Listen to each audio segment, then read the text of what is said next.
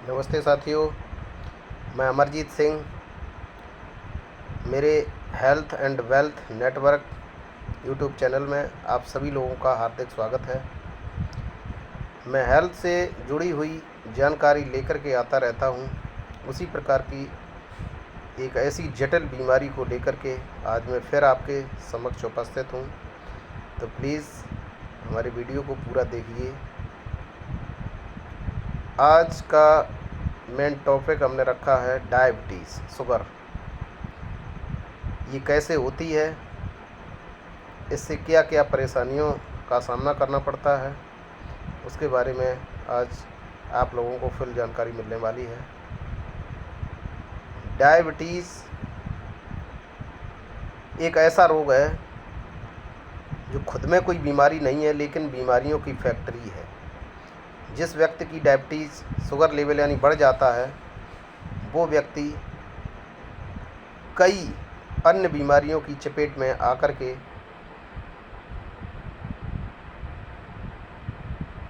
जो है उसका स्वास्थ्य खराब हो जाता है, शरीर बेकार हो जाता है और वो व्यक्ति जल्दी ही इस दुनिया से चल बसता है।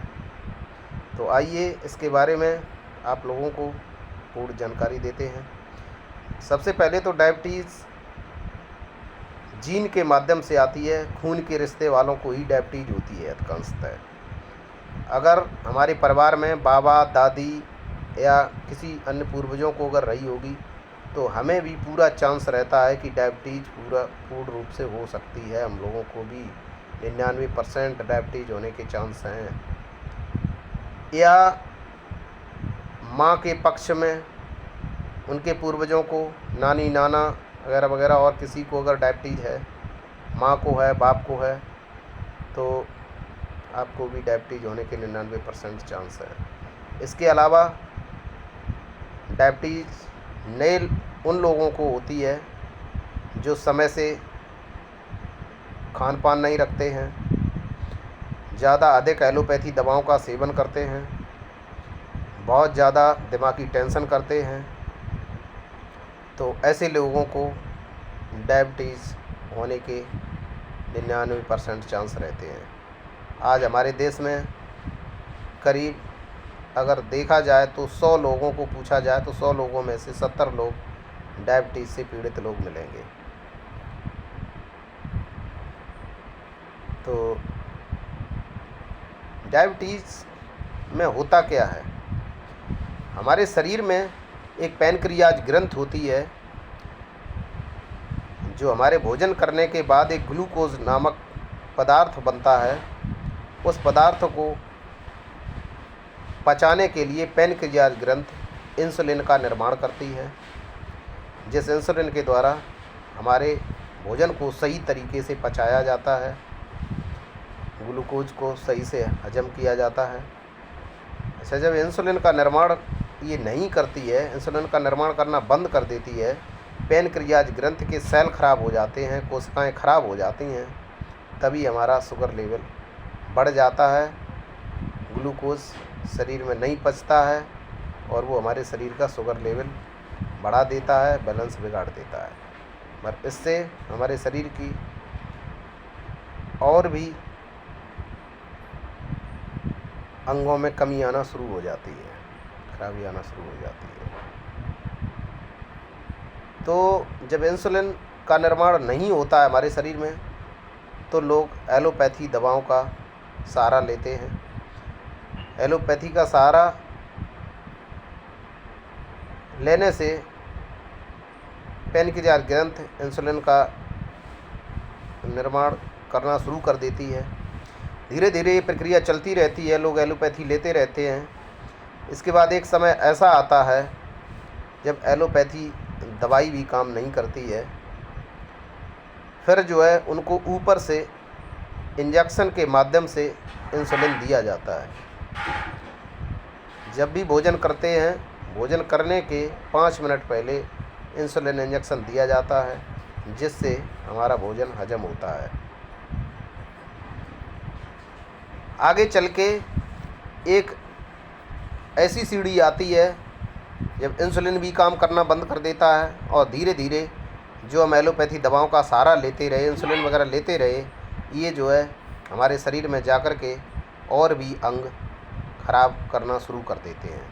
एलोपैथी अंग्रेजी दवा जो है वो एक बीमारी को फ़ायदा पहुंचाती है और अनेक बीमारियों को जन्म भी देती है। इसके बाद भी दवाएं लेने के बावजूद भी आपको बताते चलें, सबसे पहले शुगर, डायबिटीज़ वाले व्यक्ति को टांगों की समस्याएं यानी कि पैरों में सुन्नपन आना शुरू हो जाता है। किसी प्रकार का कोई जख्म हो जाता है तो जल्दी ठीक नहीं होता है। इसके अलावा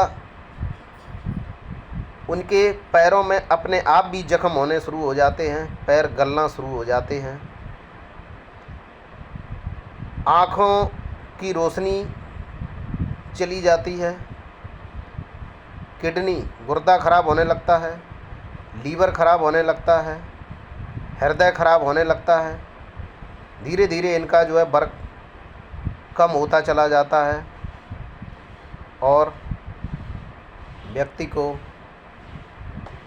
एक दिन उस स्थिति का सामना करना पड़ता है जो कि बहुत ही उस स्थिति में पहुंचा देती है कि बिल्कुल ही उसकी जीवन लीला समाप्त हो जाती है। तो आइए आप लोगों को बताएं एक ऐसा आयुर्वेदिक प्रोडक्ट,